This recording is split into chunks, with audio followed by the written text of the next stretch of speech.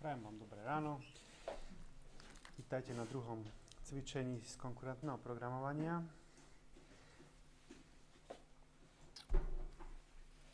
Minule sme sa dozvedeli veci ohľadom toho, že vlákna si žijú svojím životom a zároveň nemajú svoj život až tak pod kontrolou. Ten, kto je reálne ten, čo určuje to, že ktoré vlákno bude kedy robiť, je plánovač operačného systému, ktorý tým vláknam absolútne nerozumie, vôbec nerozumie tomu, čo majú robiť, aké majú úlohy a on si len proste prideľuje nejaký čas tým vláknam a to je tak všetko. Hej, čiže nemáme kontrolu nad tým, čo bude, teda nemáme kontrolu nad tým, kedy bude ktoré vlákno vykonávané. Hej? Lebo proste to je záležitosť toho plánovača. Čiže ak nám záleží na tom, aby nejaké operácie, ktoré po sebe nasledujú,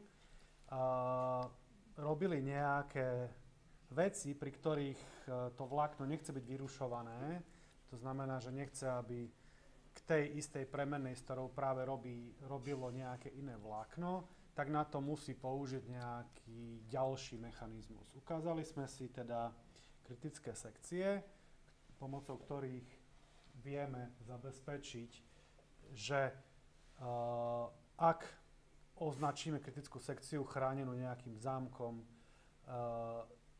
tak potom žiadne vlákno chránené, teda nemôže vojsť do sekcie chránené tým istým zámkom, ak v takej sekcii je iné vlákno. Čiže týmto vieme zabezpečiť, že ak je vlákno v kritickej sekcie, žiadne ďalšie vlákna v rovnakej alebo rovnakým zámkom chránenej sekcii sa nevyskytujú. To, k čomu smerujeme, je nejaký rozumný postup toho, ako navrhovať celý paralelný program.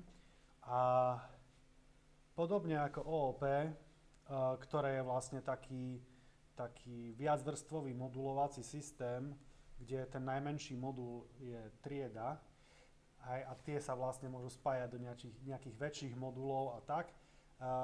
Keď vyrábate nejaký obrovský program, tak štandardne proste si vyrábate moduly, testujete ich samostatne a snažíte sa, aby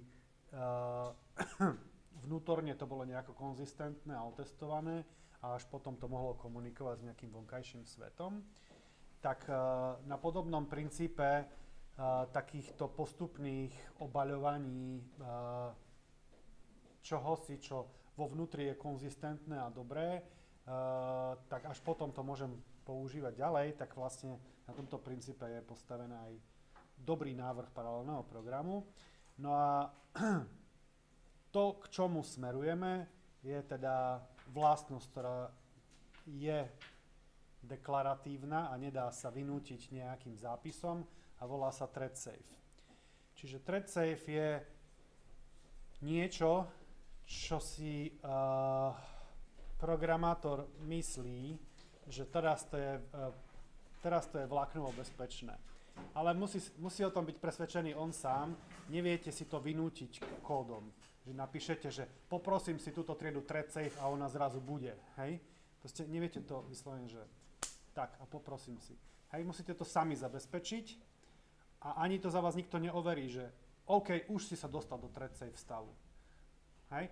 To musíte vy sami tomu veriť, že to je thread safe. A vlastne budeme sa učiť nejaké postupy, na čo si treba dávať pozor, na čo treba proste mať nejakú citlivosť, aby ste teda si boli pomerne istí, alebo už úplne istí, že áno, toto je thread safe trieda. Okay? Takže k tomu budeme smerovať, budeme si hovoriť jednotlivé postupy, na čo si dať pozor. A keď už budeme vedieť, že OK, takto vyzerá thread safe trieda, tak potom môžeme takéto triedy začať spolu nejako spájať do nejakých väčších celkov a potom už bude aj nejaký modul thread safe. Hej, že vlastne, OK, táto celá krabička, tento black box je thread safe a a nie je problém ho použiť kde si ďalej. Takže čo to vlastne znamená v prípade triedy, a respektíve objektu, že je vláknovo bezpečný? Tak to, čo je vždycky problémom, je zdieľaná pamäť medzi vláknami. Čiže ak viaceré vlákna vedia pristupovať k tej istej pamäti, to je to miesto, kde je prúser. Hej, kde si treba dávať pozor. Lebo keď si každý robí na svojom piesočku, tam by sa nemali stať nejaké zlé veci, až keď vlastne pracujú na tom istom piesočku. Vtedy vlastne vznikajú problémy. Takže budeme sa baviť hlavne o premenných. No a v prípade objektov sú dôležité inštančné premenné, čo je vlastne, sa to volá aj stav objektu. Takže stav objektu alebo triedy, v prípade triedy je čo stavom?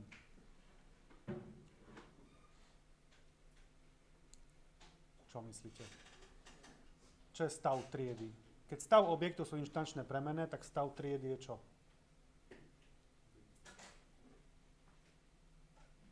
Statické premenné. Statická premenná je niečo, čo vlastní trieda. Hej? Inštančná premenná, tam, kde nemáte statik pred tou premennou, tak tá je premenná toho objektu. Čiže každá inštancia tej triedy má inú hodnotu tej inštančnej premennej, ale spoločnú hodnotu statickej premennej, pretože je vlastne v triede. Čiže tie objekty nie sú vlastníkom statických premenných, ale triedy sú vlastníkom statických premenných. Dobre? Čiže stav triedy sú všetky statické premenné a stav objektu sú všetky inštančné premenné. No a hovoríme o vlastnosti konzistentnosti stavu. Čo to je konzistentný stav, záleží od samotného objektu. Hej.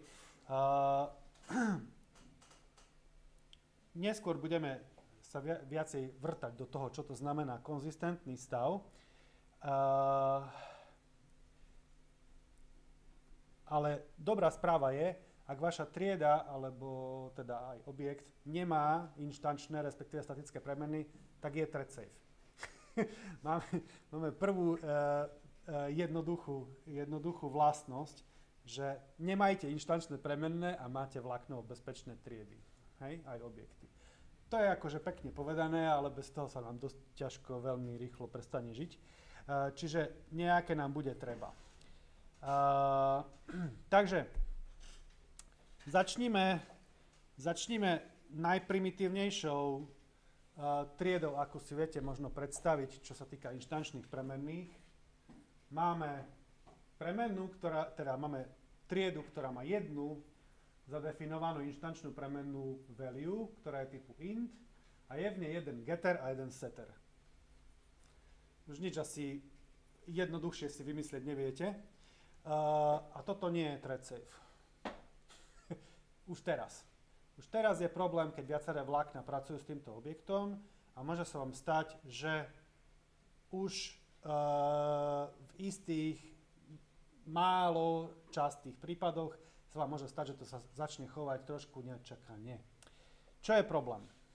Problém je neaktuálnosť, potenciálna neaktuálnosť zdieľaných premenných. Čo sa môže stať? Keď poznáte to, ako vymyslené sú počítače, tak viete, že procesor má niekoľko úrovní cache. Niekde máte dokonca 3. Najčastejšie sú 2. Hej? Že máte L1 a L2 cache v rámci procesora. No a potom samozrejme máte rámku, čo je vlastne spoločné miesto. No a práve tie cache, ktoré sú bližšie pri jadrách, sú vlastne dedikované k tým jadrám toho procesora. A každá z tých caché môže obsahovať ako keby poslednú hodnotu nejakého pamäťového miesta z rámky a môže s tou hodnotou pracovať iba v rámci cache kvôli zrýchleniu. No a čo sa môže stať, keď na jednom procesore vám beží jedno vlákno a na druhom procesore druhé vlákno a obidve pracujú s tým istým pamäťovým miestom, tak sa kľudne môže stať, že v čase T prvý proces, alebo prvé vlákno na procesore 1 zmení tú hodnotu na nejakú inú a o nejaký čas neskôr sa druhé vlákno rozhodne tú hodnotu prečítať a tá hodnota je neaktuálna. Pretože predo mnou niekto tú hodnotu zmenil a ja ešte stále čítam tú starú. A to už nie je vláknová bezpečnosť. Hej? Pretože ten procesor 1, môže teraz vlastne byť odobratý procesoru, ten proces, čo tam bežal, hej, a on vlastne už akože fajn, už je všetko zmenené, všetko je super a zrazu sa vráti naspäť k procesoru a zrazu zistí, že tá dvojka robila niečo na základe tej predchádzajúcej hodnoty, robila tam nejaké zveriny a nejak tú hodnotu ešte aj zmenila v rámke. Hej, a zrazu už máte nekonzistentnosť.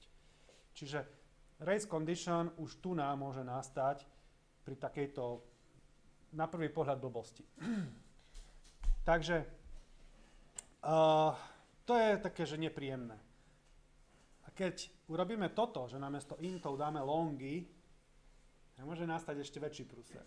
V prípade, že máte 32-bitový stroj. To už v súčasnosti sa veľmi nevyskytuje, ale mohlo by sa. Čo sa môže stať? Teda predstavte si situáciu, že ste na 32-bitovom stroji a pracujete s longami. Tak v podstate každá hodnota je uložená v rámci toho procesora v dvoch registroch. V jednom registri 32-bitovom je horná časť toho čísla a v druhom 32-bitovom registri je dolná časť toho registra. No a čo sa vám môže stať je, že na procesora 1 sa rozhodne on nastaviť hodnotu nejakú, napríklad na dvojku, ale tá dvojka znamená, že sa má to zmeniť na samé nuly a na konci má byť, že 10. Hej? Ale zatiaľ sa mu podarilo v rámci mikroinštrukcií zmeniť prvý register a potom mu bude zobratý procesor. Lebo to sú dve operácie, dve mikroinštrukcie je tento set na takomto procesore. No a keď on potrebuje potom vyprázdniť cache, lebo tam potrebuje napchať nejakú inú vec, ktorá tam bude bežať na tom procesore 1, tak tým pádom, že cache sa vyprázdňuje, tak sa aktualizuje hodnota v rámke. No a procesor 2 zrazu zistí, že chce s touto hodnotou pracovať, tak si ju z rámky vezme. Tie dve 32-bitové kúsky, ktoré tam sú. No a dostane teda tie samé nuly a urobí si get a stane sa mu nepríjemná vlastnosť, že predtým tam bolo, že samé jednotky a samé nuly, čiže nejaké veľmi veľké číslo. A zrazu ten urobil set 2 a tento si prečíta nulu. Čiže prečítal hodnotu, ktorá v tej premennej nikdy nebola. Hej. Zase je to situácia, ktorá sa vám stane raz za 10 rokov, ale môže sa stať. Hej. Treba s ňou rátať a nechcete ju. Hej. Keby to náhodou bolo aktuálne, že fajn, teraz robíme transfer, neviem, štátny rozpočet si práve požičal miliardy a presne vtedy sa to poserie, tak akože môžete mať problém. Čiže bacha na to, čiže longy a doubly na 32-bitových procesoroch môžu spôsobiť ešte takéto psie kusy. Čiže teraz prvý krok teda k tej vláknovej bezpečnosti je zabezpečiť aktuálnosť hodnoty. A takisto riešime atomické sčítanie a zápisu do zdieľanej premennej, pretože v prípade longov sú to dve operácie a potrebujeme ich zatomičtiť. Hej? Na tých 30-bitových strojoch. No a dá sa to riešiť rôznymi spôsobmi. Už poznáme spôsob pomocou synchronized. Vy keď nahodíte synchronized pred tieto gettery a settery, tak sa vám zabezpečí, že teda už tú aktuálnosť a vláknov a atomickosť zápisu a čítania premennej máte zabezpečenú. pretože kritická sekcia garantuje, že pred spustením synchronized sa aktualizuje cache z rámky a po skončení kritickej sekcie sa zase aktualizuje všetko, čo sa zmenilo v kritickej sekcii zase v rámke. Čiže toto je ako keby integrálna súčasť kritických sekcií, že vlastne zabezpečia pred spustením sekcie aktualizáciu hodnôt z rámky a na konci zase aktualizáciu naspäť do rámky. Čiže Synchronized vám toto zabezpečí a máte thread safe. Jednoduchšie, také odľahčenejšie riešenie je, keď použijete kľúčové slovíčko volatil pred tú inštančnú premennú. Toto slovíčko nehovorí nič iné, len že táto premenná sa nesmie čítať z cache a vždy sa musí čítať aj zapisovať do rámky. Hej? Čiže táto premenná sa nekešuje. Hej? Nemá to zmysel, lebo vždy je vlastne vynútené, aby to išlo cez rámku. A zároveň je tam aj bonus operácie zápisu a čítania ako atomickej. Takže to je druhá možnosť. Odteraz môžete ten volatil používať hoci kde. Pred ľubovoľnú inštančnú premenu to môžete napchať aj pred statickú premenu a budete mať niečo také. Ak viete, že s touto premennou bude pracovať viacero vlákien súčasne. Volatil vám však nerieši všetko, čiže napríklad príklad, čo sme mali minule, že sme mali teda to plus value, tak to už sú 3 operácie, ktoré už nie sú automaticky zatomičtené a teda sú to naozaj 3 operácie, ktoré môžu byť prerušené plánovačom operačného systému a teda toto viete aktuálne riešiť na základe toho, čo sme si zatiaľ povedali, len cez kritické sekcie, lebo sú to už zložitejšie operácie ako len zápis a čítanie premennej. Hej? Čiže toto nie je vláknovo bezpečné, len preto, že ste tam hodili teda ten volatil.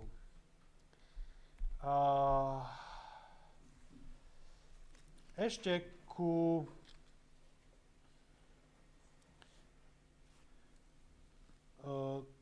týmto možnostiam, teda ku volatil, ešte existujú teda nadstavby, pomocou ktorých viete robiť lepšie veci. A sú to už teda nejaké vyrobené triedy v Jave, pomocou ktorých môžete robiť viacero operácií atomicky. Hneď prvá z takých tried, ktoré máme k dispozícii, je Atomic Reference, ktorá v podstate robí to, že vďaka nej to je v podstate, keby ste dali volatil pred premennú typu person, tak to v podstate znamená, že ak zmeníte referenciu uloženú v premennej person, čiže ako keby ten smerník, že kde sa nachádza objekt, a chcete ho zmeniť za iný objekt, alebo ho zmeníte za null, alebo naopak, hej, čiže zmena referencie, zmena toho, čo je uložené v tej premennej, nie zmena toho objektu person a jeho vlastnosti, to sa netýka tej atomickosti, naozaj sa to volá, že atomic reference, čiže atomicky sa pozerajte na ten smerník k tomu objektu a nie samotný objekt. Tak vďaka tomuto atomic reference teda máte zabezpečené, že sa tam vyrieši atomickosť čítania a zápisu aj aktuálnosť tejto zmeny. Čiže ak jedno vlákno urobí zmenu v tej premennej person za iného človeka, tak všetky vlákna už uvidia od toho momentu iba toho nového človeka, teda tú novú referenciu. A plus sú tam ako bonus iné atomické operácie. Typicky je tam operácia, že set if null. Hej? Že vlastne viete si povedať, že ak je v tejto premennej null, tak potom tam setni tento objekt. A ak nie, tak tam nechaj ten objekt, ktorý tam bol predtým. A toto viete urobiť ako atomickú operáciu, tým set if null. Hej? Alebo opačne. Hej? Že ak tam nie je nul, tak potom zase môžete niečo... Je tam zo pár takýchto atomických funkcií, ktoré môžete použiť.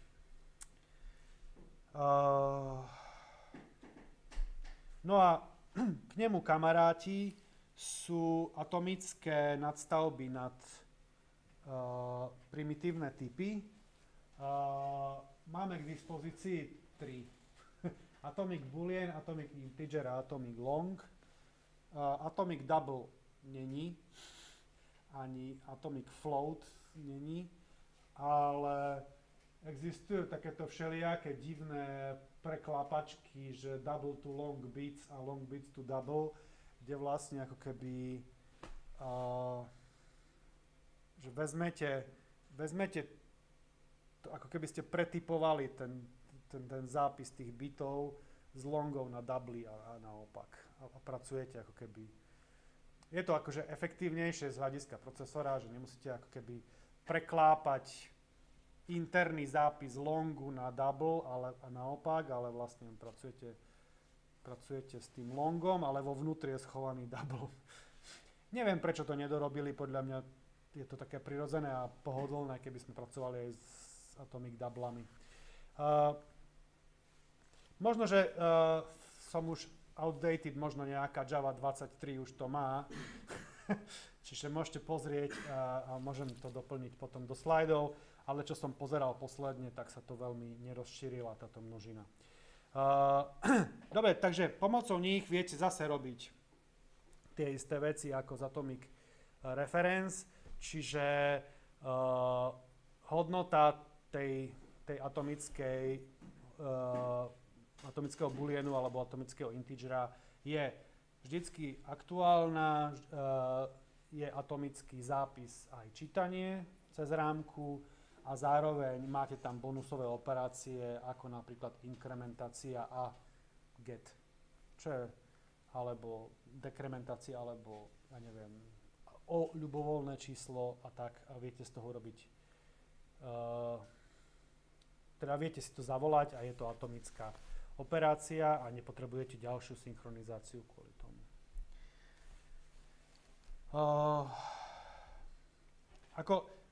Čiže toto sú nejaké možnosti. Čiže máme volatil a máme tieto atomic triedy, pomocou ktorých vieme ako keby také mnohé veci poriešiť a všetko to sa dá zabiť cez kritickú sekciu. Že ako keby nepotrebujete to, viete to všetko vybaviť cez kritickú sekciu. Keby ste mali iba tento nástroj, viete to celé zabezpečiť bez týchto bonusových prístupov, ale v niektorých prípadoch je to teda príliš silné. Často je to aj výkonnejšie riešenie ísť cez atomic integer, ako robiť synchronized.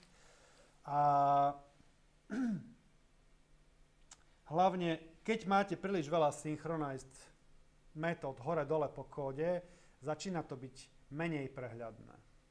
Začína to byť také, že všade je synchronized a už sa vám z toho začína akože míhať pred očami a začínate strácať citlivosť, pretože na čo si dávať pozor. Keď všetko vlastne chránite do kritických sekcií, tak začnete mať v tom bordel, že ktoré kritické sekcie sú vlastne v konflikte a ktoré nie sú, ktoré sú chránené tým istým zámkom a ktoré nie sú. A keď idete robiť nejakú zmenu, na čo si máte dať pozor. Hej? Čiže je dobré mať tých kritických sekcií čo najmenej, lebo to zlepšuje prehľadnosť toho kódu. Hej? Naozaj videl som kód, kde bolo veľa synchronized vecí a to už človek začína ignorovať. Hej? A to je nebezpečné. Hej? Alebo potom, že už akože nechce sa vám rozmýšľať, drbnete tam synchronized. To je najhoršie, čo môžete spraviť. Hej? Proste máte kopu nejakých synchronized blokov, ktoré sú tam že bez rozmyslu, bez toho, aby ste sa zamysleli, že či ho tam potrebujete alebo nie. A potom nejaký chudák príde po vás k tomu kódu a začne sa pozerať, že prečo to tam niekto dal, hej? A vlastne nepríde na to, že prečo. A to je strašne smutné, hej? Ako fakt vtedy si poviete, že asi som nemal ísť do tejto firmy. Hej? Že asi chcem na inom projekte pracovať. Hej? Lebo proste vidíte, že toto sa to predo mnou dialo. A to bolo len možno preto, lebo ten človek akurát si v ten deň nedal kávu, alebo čo, hej, začal pchať nejaké synchronized veci hore-dole. Čiže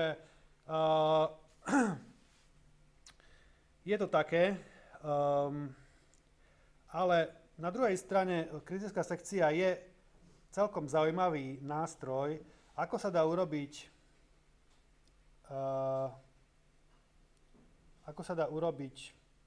to, že máte nejaký objekt, ktorý nie je thread safe a viete pomocou kritickej sekcie zabezpečiť, že tá obaľovacia trieda už je thread safe, aj keď pracuje s nie thread safe. Čiže viete si ako keby zabezpečiť, že používate povedzme nejakú knižnicu, ktorá nie je vláknovo bezpečná, ale viete si ten modul napísať tak, že tie vaše veci sú vláknovo bezpečné. A to sa dá urobiť nejakým spôsobom cez Synchronized.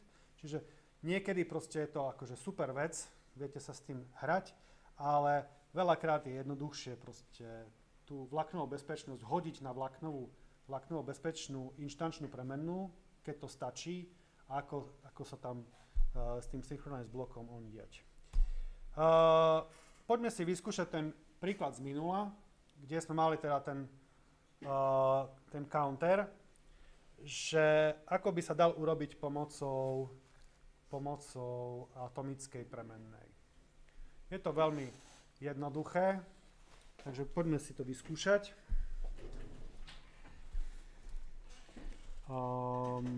Dobre, čiže ja si vezmem príklad z minula. Mám si tam, že cviko 2, príklad 1.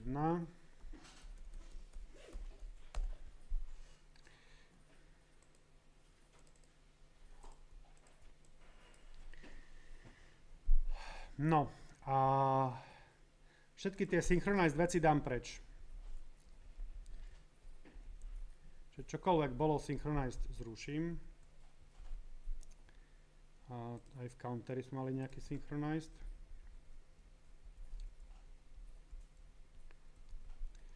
Takže teraz tento runner, keď spustím, tak sme dosiahli to, že teda tých race condition tam bolo celkom hojne a jednoducho sme sa nedopracovali ku 200 000. V tomto prípade teda toto je asi môj rekord, že až 30 krát sa tam stal race condition. To sa mi ešte nestalo. Aj obvykle mám teda tie čísla zhruba takto. Ale teda nejaké race condition sa tam dejú. No a teraz ako zabezpečiť, že tieto dve vlákna ten counter nezabijú a teda naozaj z toho urobíme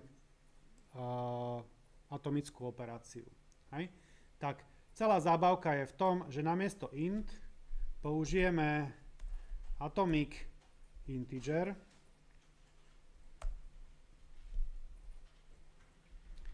A ten sa nevyrába cez rovná sa 0, tu na nefunguje autoboxing, čiže potrebujete new atomic integer. V prípade, že použijete konštruktor, ktorý nemá vstupný parameter, tak úvodná hodnota je 0.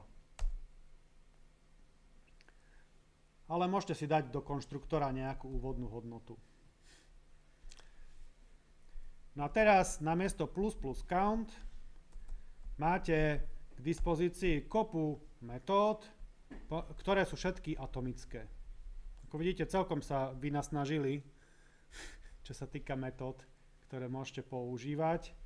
To, čo nás bude zaujímať, je plus value, čo je vlastne increment and get. Hej, čiže tu je ešte aj napísané v tom helpe, že to je v podstate add and get 1. Hej? Čiže pridaj 1 a vrať sa. Tak increment and get. A toto je atomická operácia. Čiže nemôže byť vyrušená iným vláknom pri práci s touto premenou. Tá premena sa chráni sama. Hej? Čiže ak niekto začal túto operáciu, nejaké vlákno, a nejaké iné vlákno chce pracovať s touto premenou, musí si počkať, kým táto metóda neskončí, až potom môže s ňou pracovať. No, a teraz vlastne si to spustíme a dostaneme stále 200 000.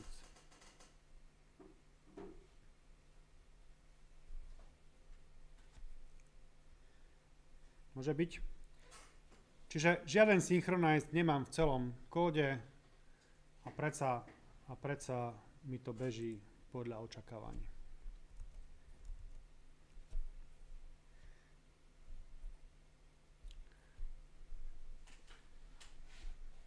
Dobre.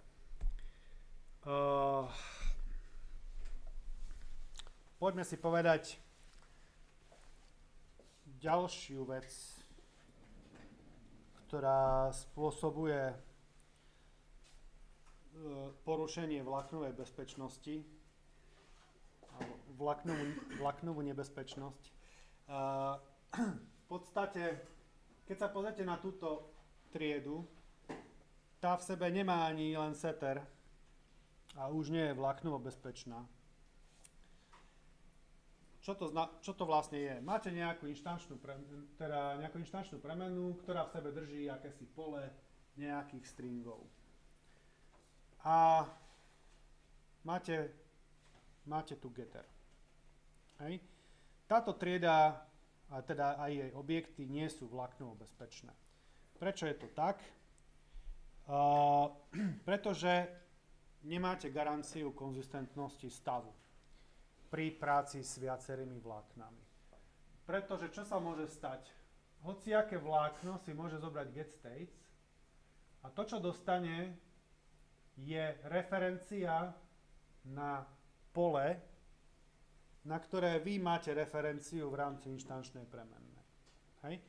A tú referenciu vrátite a teda ten objekt, na ktorý vy máte referenciu, na ňo zrazu bude mať referenciu aj niekto iný. Hej? A teraz, hoci kto iný môže teraz už s tým objektom pracovať a vy ani neviete, kedy to spraví. Hej? Čiže ak teraz by som chcel niečo s tými stavmi robiť, tak zrazu sa mi môže stať, že už tam nenájdem to, čo som tam mal posledne, lebo niekto iný si to prepíše. Hej? Všetci vlastne, proste ten objekt sa môže rozliesť po celom kóde a už každý si s ním robí, čo chce. No a keďže ten stav nie je vláknovo bezpečný, tak ani vaša trieda nie je vláknovo bezpečná. Hej? Hoci kedy pod rukami sa vlastne ten stav môže zmeniť. Takže uniknutý stav je stav, ktorý vlastne vám garantuje, že teda vláknovú bezpečnosť veľmi nemáte.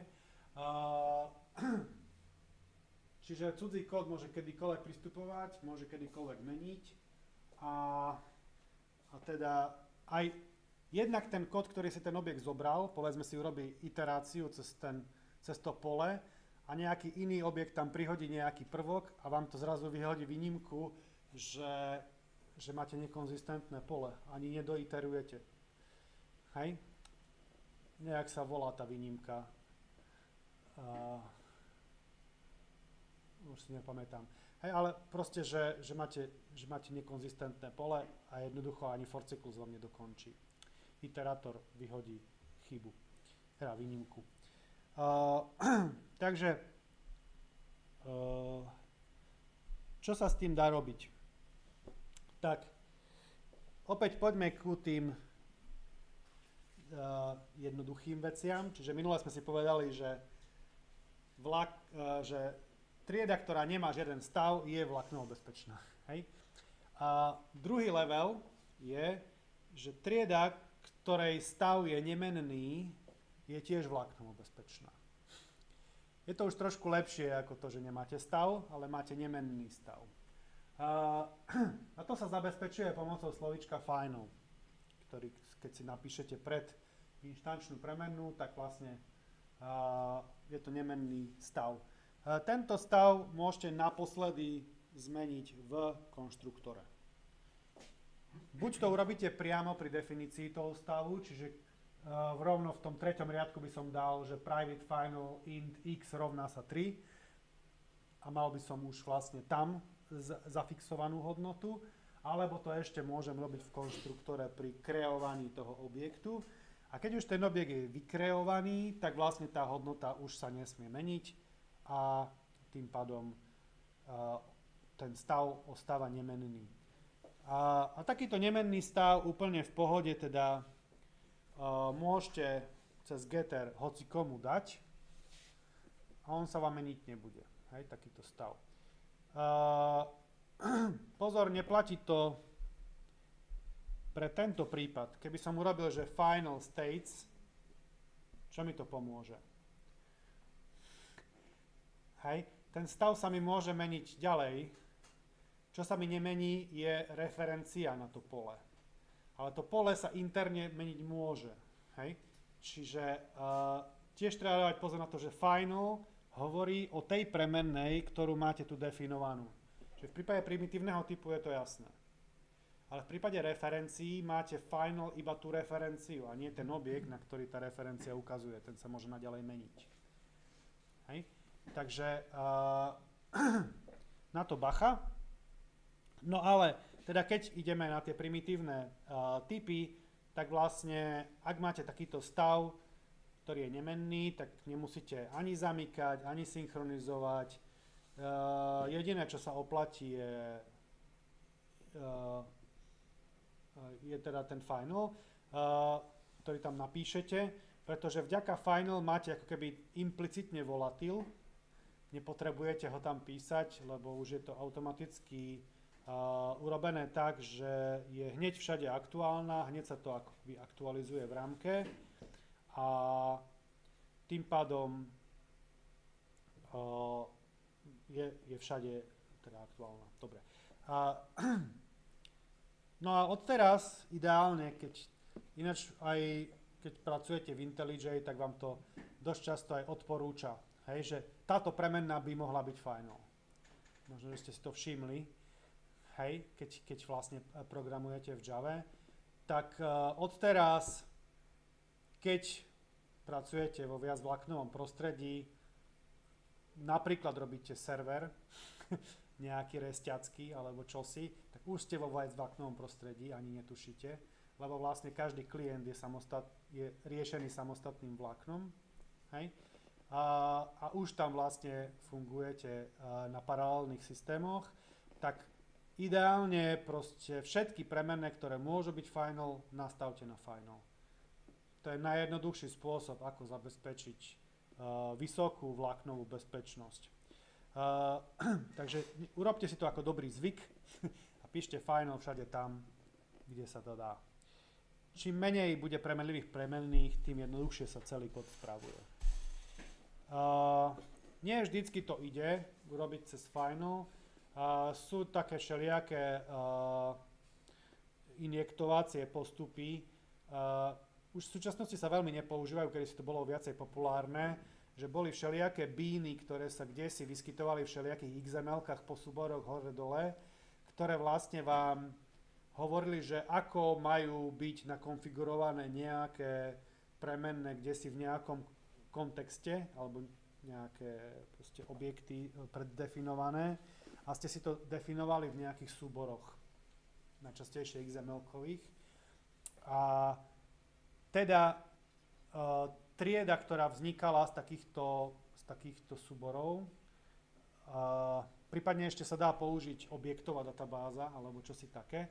Čiže ak obvykle teda tieto súbory boli vyrábané cez setery nejakých objektov, čiže vtedy sa hovorí o tzv. Thread safe after configured, čiže vy píšete obyčajné inštančné premenné bez final, ale pracujete s nimi ako keby boli final. Čiže ako keby nedáte tam setery, proste sú len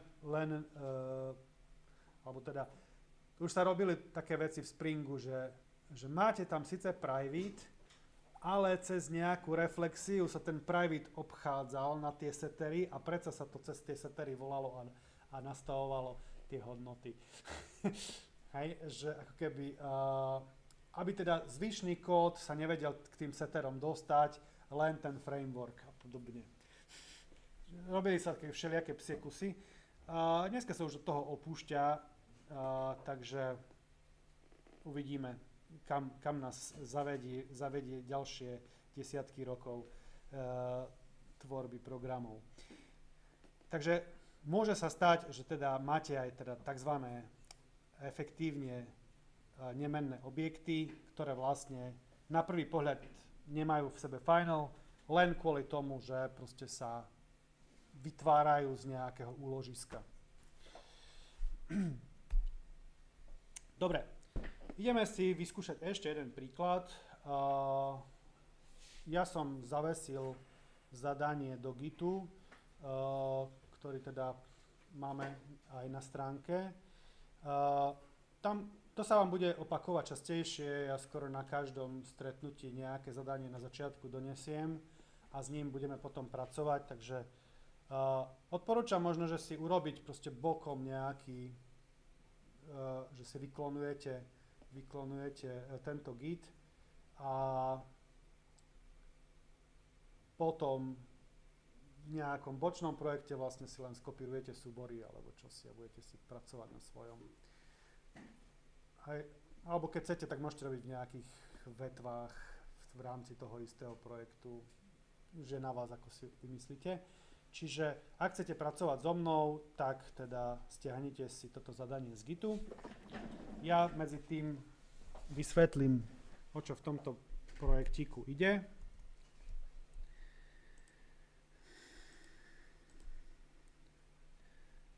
Toto celé zavriem. Dobre. Nazvem si to príklad 1.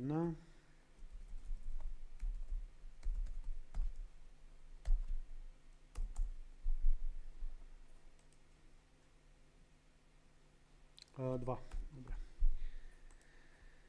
Tak.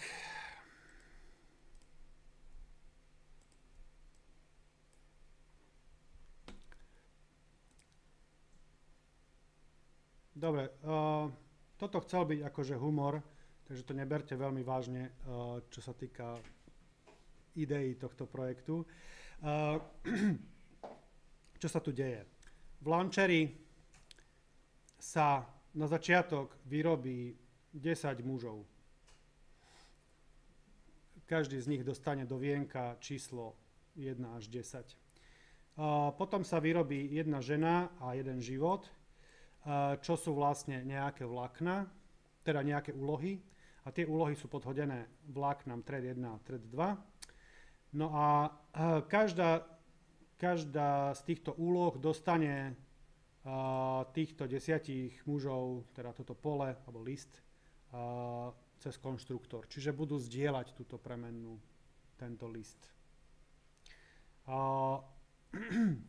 No, ako vyzerá muž?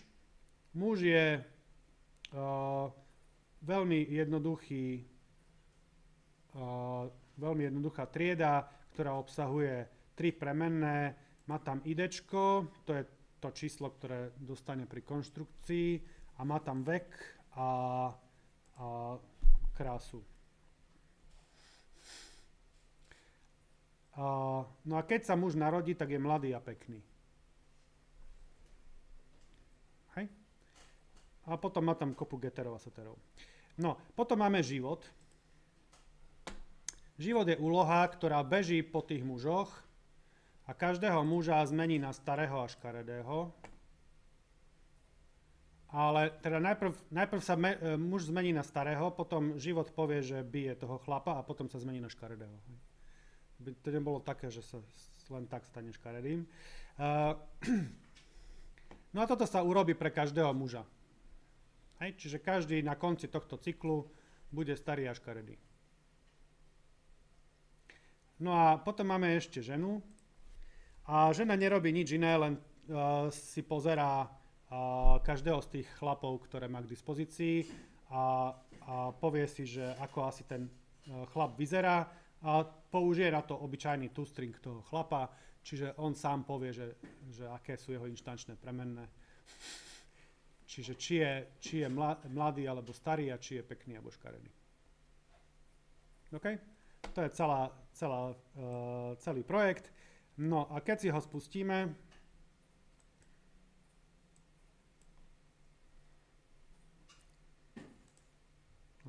dobre, musím tu spustiť. Run S.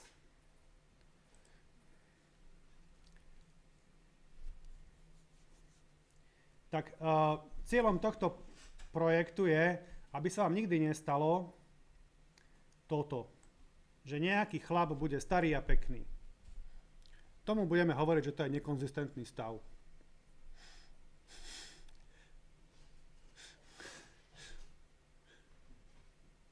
Dobre, čiže chceme zabezpečiť, aby každý chlap bol buď mladý a pekný, alebo starý a škaredý. Keď bude nejaký starý a pekný, tak vtedy vlastne máme zlý program.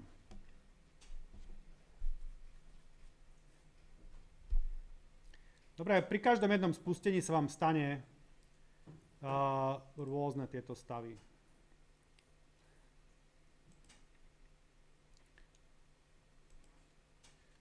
Ale dosť často sa stáva, že tam je nejaký starý a pekný. Dobre, takže v prvom poďme vyskúšať kritickú sekciu. Čiže ako pomocou kritickej sekcie zabezpečíme, že sa nestane, že žena nájde chlapa, ktorý je starý a pekný. Skúste to vymyslieť tak, aby teda sa toto stalo. Dám vám nejakých 5 minút. Pomocou kritickej sekcii skúste tú prvú vec. Ideálne, keď si to nebudete obkreslovať zo slajdov, lebo tam je riešenie.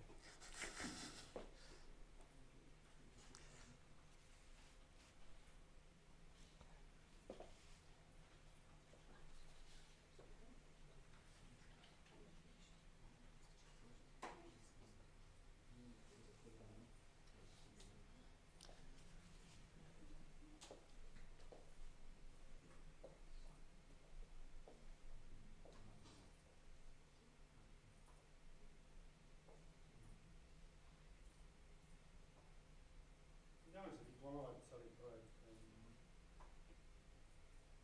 Viete, ako sa klonuje projekt?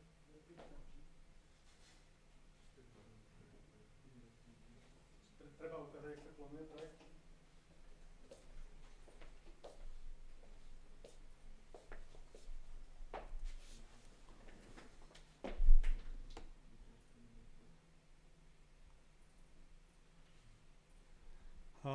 Ako v Eclipse, keď chcete klonovať projekt, treba si dať git perspektívu,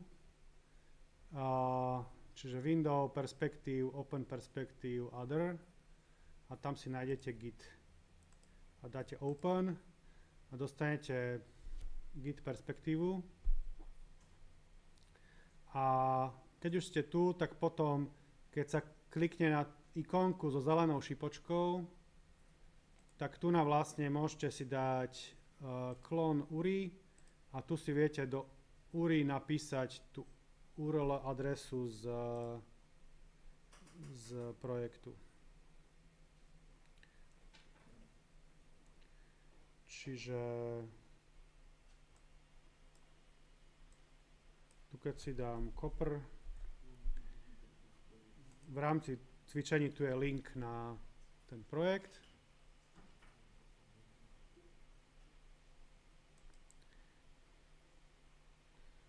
A teraz tu na v tom code, keď si skopírujete https linku,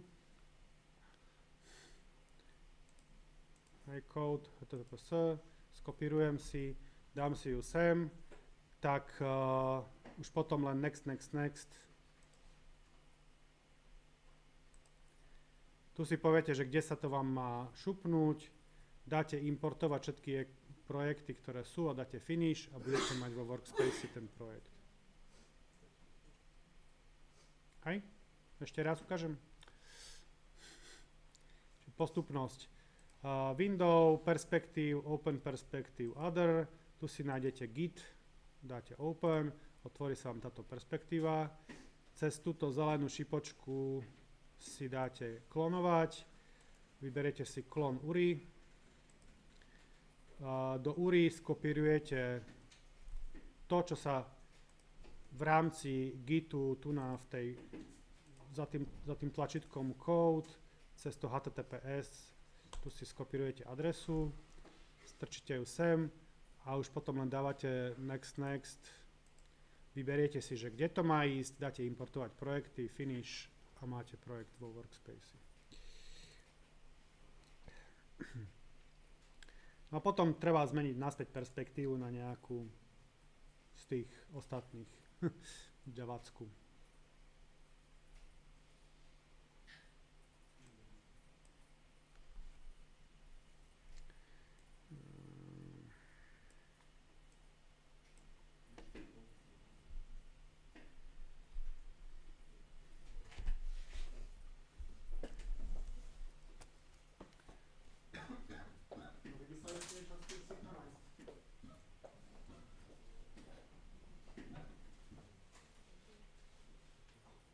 Stále máte starých pekných, čo? Oni sú hrozní.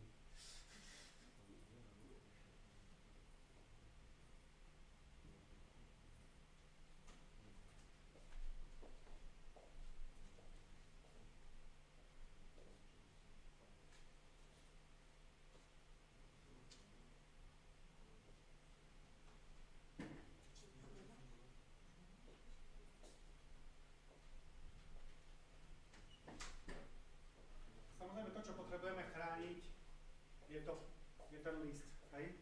Ten list je teda z obidvoch vlákien spracovávaný.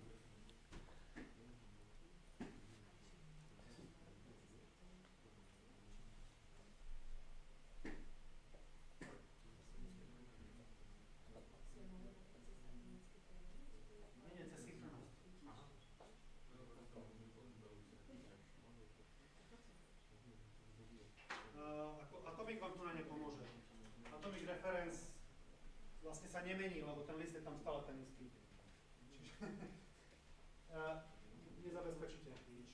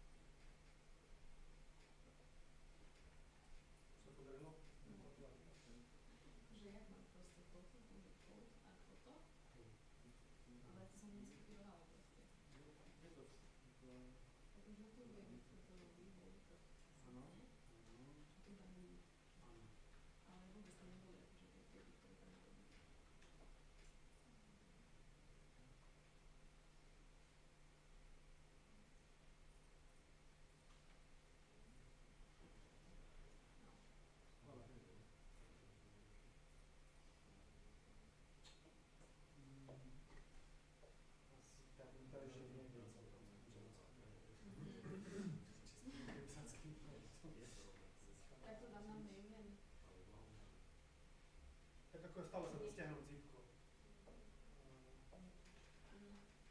To je také. Alebo mať nainštalovaný Git priamo v takzvanom workspace si Git klon a do toho servisu.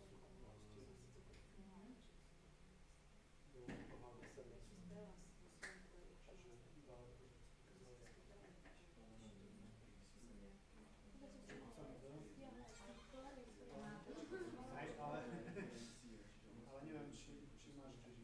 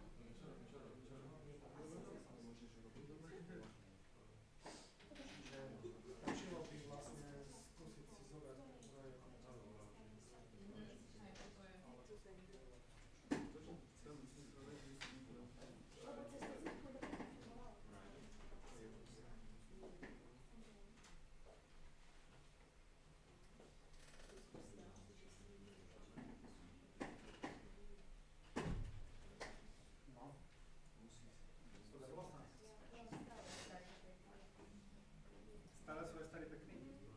Dobre, pomôcka, jeden synchronize nestačí. Áno?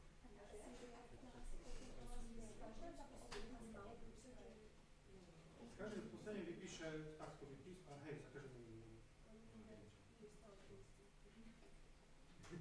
Nie, treba skúšať viackrát, ale stále. Vždy je žena rýchlejšia, hej?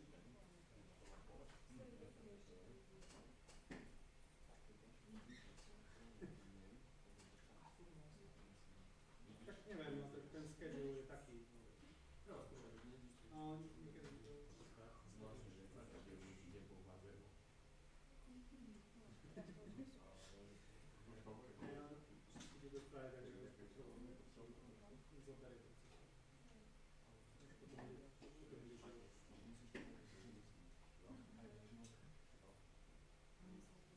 Dobre, ale v každom starý pekný by nemal tam byť ani taký.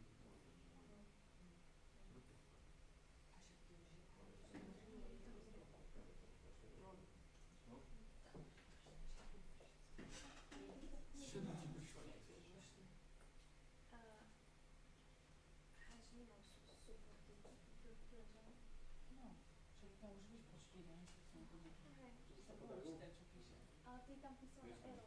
Dobre, na prvý pohľad to vyzerá dobre. Iba mladý pekný a starý škaredý.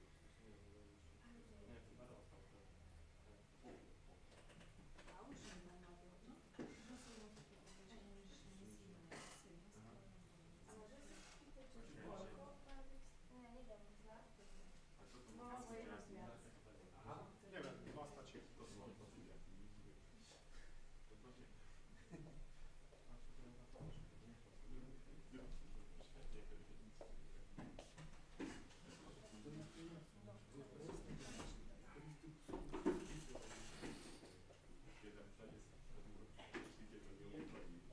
Dvoch už máme, čo nám to beží.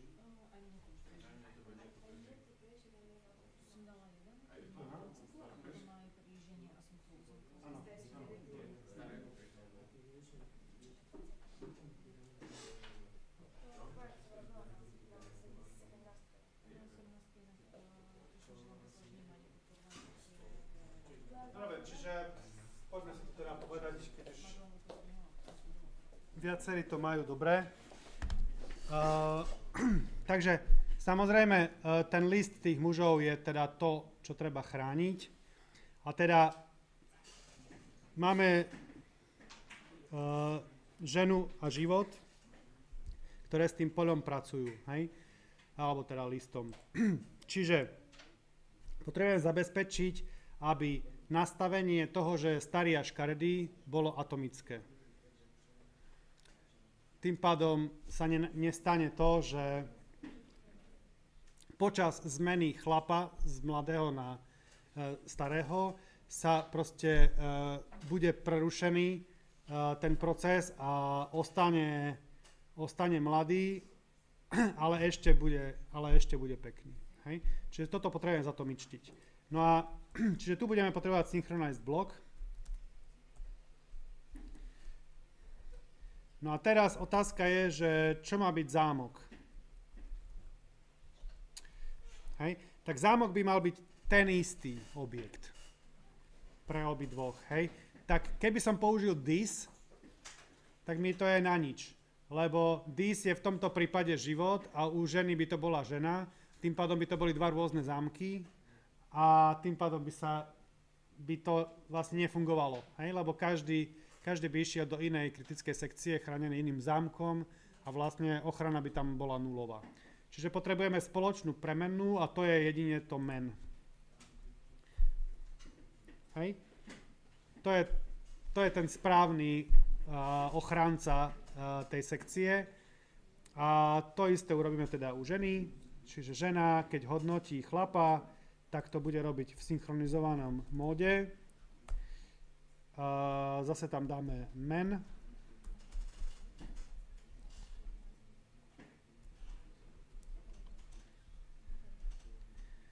A teraz vlastne ani sa nemôže stať, že počas hodnotenia ženy si ten život začne robiť nejaké veci. Hej? Čiže s každým chlapom sa buď hodnotí, alebo mení. Nemôže sa stať, že uprostred jedného z týchto dvoch sa to preruší. Takže teraz každý chlap bude buď mladý pekný, alebo starý a škaredý.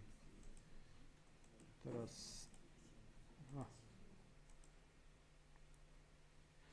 Dobre, tu mám taký pekný. Hej? Čiže...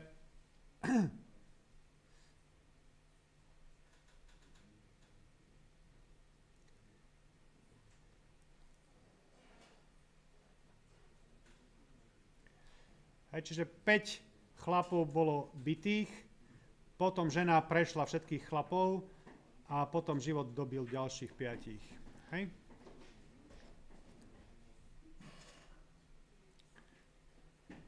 Dobre, čiže to isté teda mám tu.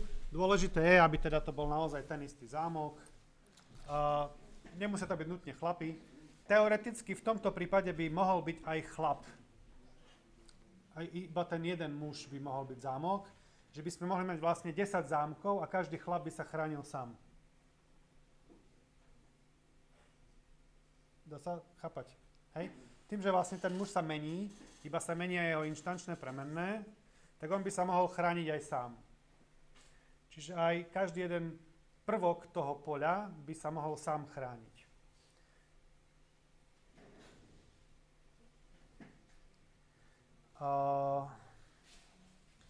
Dobre, poďme však na druhú možnosť a to je cez nemennosť objektov. To znamená, že synchronized zrušíme úplne a teraz, čo má byť nemenné? No nemenný má byť ten chlap. Hej? Čiže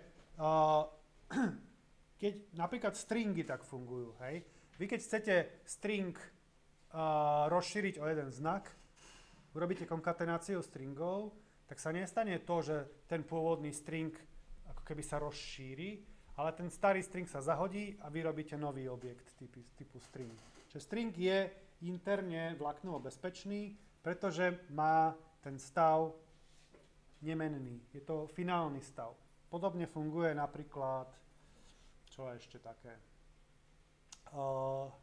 keď používate tie modernejšie spôsoby local datetime alebo zoned datetime veci, tam tiež ten čas, ktorý tam je uvedený, je tiež urobený ako vláknovo bezpečný, pretože je nemenný. Hej, neviete ako keby ten čas meniť, ale sa vám nahradí za úplne nový. Dobre, čiže poďme si spraviť nemenného chlapa. Ja si to zmením na príklad 3, by to ostalo pre historické účely. Toto zavriem a všetkých z trojky hodím sem. Dobre, a potrebujem pomazať tie synchronized veci. Čiže tu na nebude, ani v živote nebude synchronized. Dobre, čiže teraz ešte si musím spustiť ten správny launcher. Už máme aj starých a pekných. Hej? Čiže zase to mám nekonzistentné.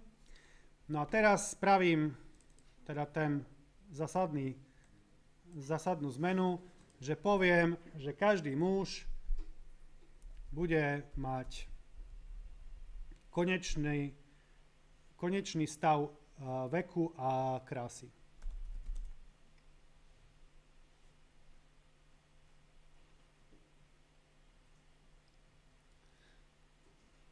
No a zvyšok mi vyplynie z toho, čo mi všetko podčiarkuje. Hej? Čiže zrazu mám vek a krásu zrušenú, ako teda nemennú, čiže tým pádom musím aj všetky setery vyhádzať, lebo nemajú zmysel. Čiže setery môžu ísť preč.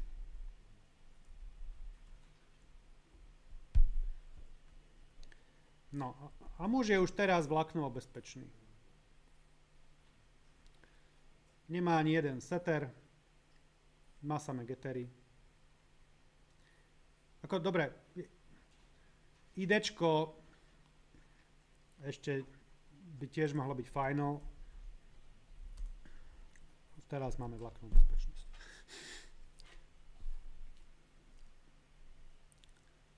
Čiže všetko je nemenné.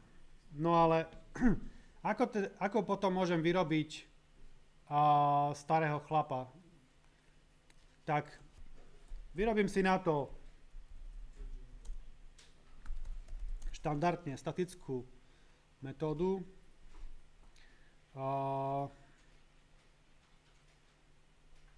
Jak si ju nazvem?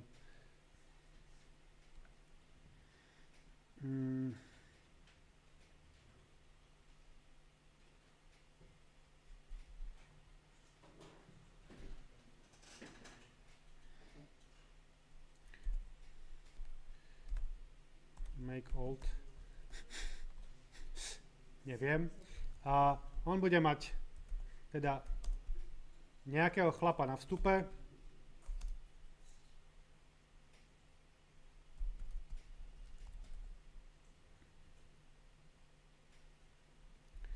Môžem si urobiť privátny konštruktor.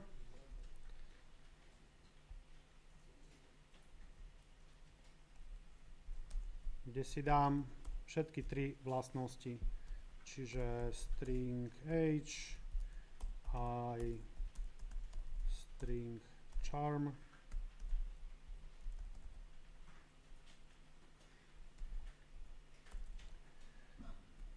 this ID, that ID, this H, this charm, charm.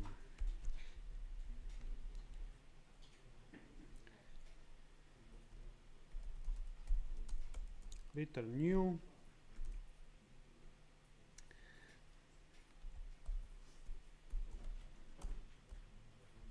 Dobre, tak a dáme si, že man.id teda nie, tu už musím urobiť, že starý a škaredý.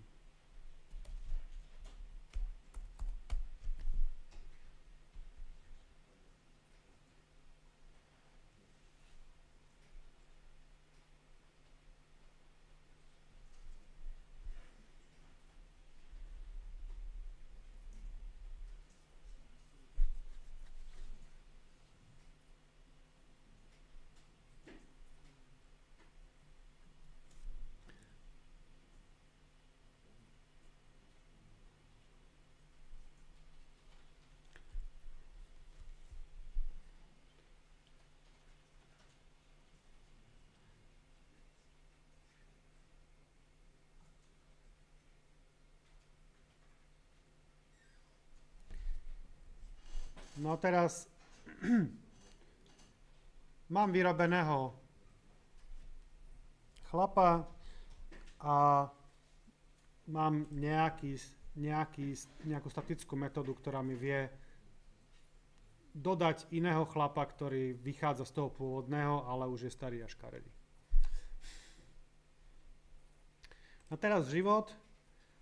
Tu nám vlastne vidíme, že už samotné to, že spravíte niečo final, vám vlastne zakazuje robiť psie kusy.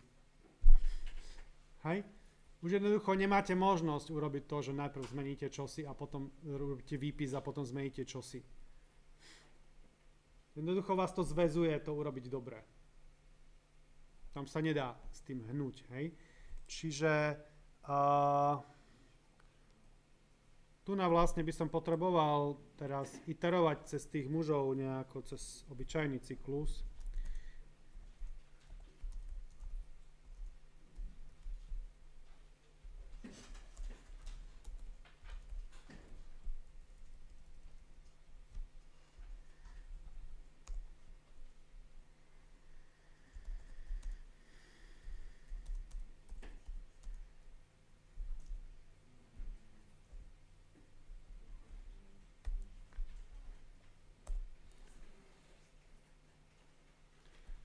Teraz spravím to, že povedzme, že ho budem byť.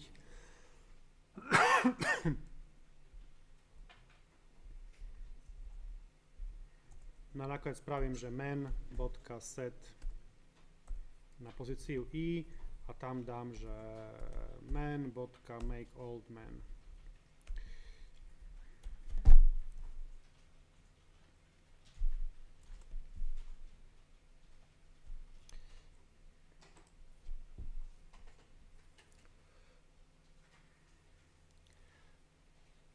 Ono, keby som ani nemal final, tak to bude vyzerať už dobre, pretože už sa mi nestane, že pred bytím urobím jednu zmenu, teda pred výpisom jednu zmenu a po výpise druhú zmenu, lebo jednoducho ma to final tak prinútilo spraviť.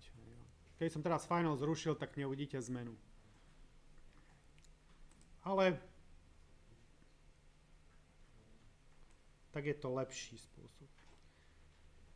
Takže teraz máte iba mladých, pekných a starých a škaredých. Dokonca na preskačku sa mi to podarilo.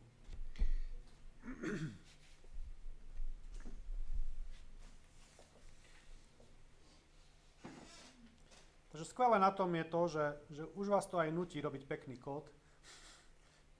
Hej, a jednoducho vyhnete sa niečomu, čo možno na prvý pohľad vyzerá dobre.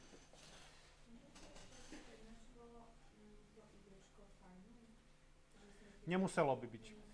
Ale som si povedal, že keď chceme, aby to bolo vláknovo bezpečná trieda, tak všetky by mali byť final.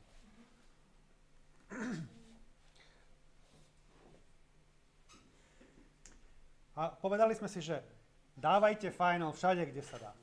Hej? Čiže ako teraz by sme mohli final si nahádzať ešte kade. Hej? Tu napríklad tiež by sme mohli povedať, že toto je final. Hej? Lebo už vieme, že tak je to správne. Pokiaľ je možnosť, dajte final.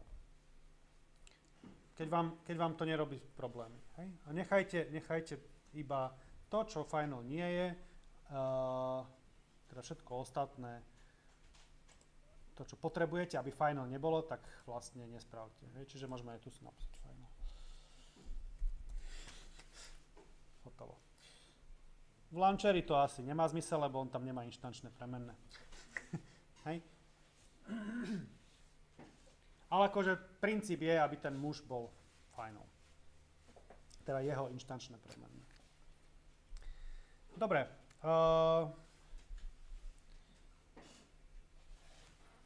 Ale tu je nejaký alternatívny spôsob, keby ten konštruktor s tými 4 parametrami bol public a nerobilo by sa to cez tú statickú metódu. Neskôr si ukážeme, že prečo statické metódy sú lepšie, ale ide to robiť aj takto. Hej, mali by ste to tiež dobre. Takže dneska som zase skončil skôr, ako som chcel, ale nevadí. Čiže uzatváram finálnymi slajdami. Čiže to, čo nás zaujíma pri vláknovej bezpečnosti je niekoľko vecí. Toto je špecifická vec, konzistentnosť premenných, ktoré sú uložené vo viacerých registroch.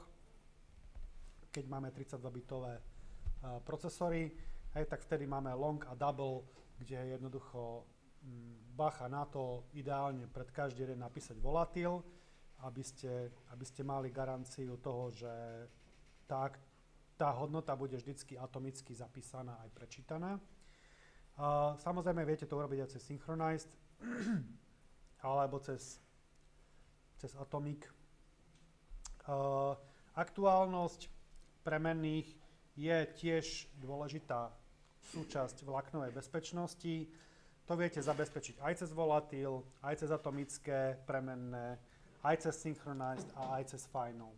Všetky tieto možnosti vlastne vám tú aktuálnosť garantujú a v podstate základom tej aktuálnosti je, že tieto premenné, ktoré sú volatil alebo atomické, sú vždycky čítané z rámky a synchronized všetky premenné načítava znova z rámky. Aj zapisuje na konci zase do rámky. No a čo sa týka stavu, budeme sa ešte o stave baviť na budúcom stretnutí, ale teda to, čo chceme, je zabezpečiť si ten stav. A prvá vec, ako to zabezpečenie stratiť, je ten stav odovzdať niekomu, keď ten stav je meniteľný. Hej, čiže najjednoduchšie je nenechať vôbec uniknúť stavový objekt, to znamená zrušiť gettery. Keď nemáte gettery, tak vlastne k tej premene sa nikto nedostane. Hej? A jednoducho všetko je fajn, máte stav bezpečný. Alebo keď už ho musíte vracať, tak ho vráťte nemenný a tým pádom vy síce pošlete dakomu dačo, nejakú hodnotu, on si s tým môže robiť, čo chce, ale vy u seba máte stále tú istú hodnotu, ktorú ste tam pôvodne mali, čiže vám sa pod rukami nemení. Takže máte finálny stav, všetko je super, len treba dať bacha na to, že v prípade objektov, ktoré nie sú primitívne typy, tak máte bezpečné len tú referenciu, že sa vám nezmení. Ten objekt, na ktorý sa tá referencia odvoláva, tak ten objekt sa môže meniť, hej? Ak teda je takto urobený. Takže to je pre dnešok všetko.